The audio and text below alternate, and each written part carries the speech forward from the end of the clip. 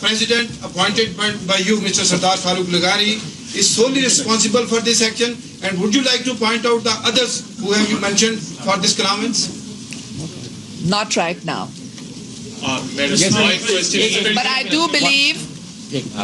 do believe the armed forces of Pakistan are neutral. However, some elements who were in the armed forces in the ouster of the government in 1990 and who want a soft Islamic revolution are very close to him these days. Yes. Mrs. Bhutto, you've been sacked twice amid allegations of corruption. Is this the end of the political road for Benazir Bhutto? Not at all, because these charges are slanderous and false. Corrupt people make such charges against elected leaders to defame Parliament and to defame politicians. I want you to know that I had presented an accountability bill. The President didn't like my accountability bill because I said everybody must be tried.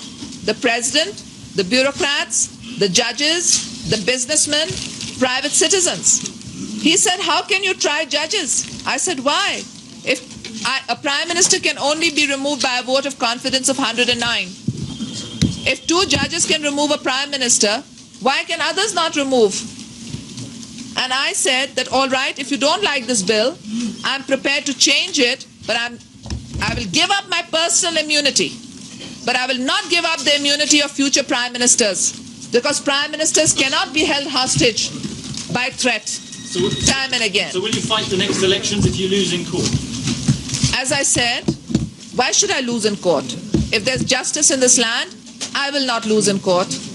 However, whether elections are being planned, or this is, Zia-ul Haq type 90-day sweetener, is another question altogether.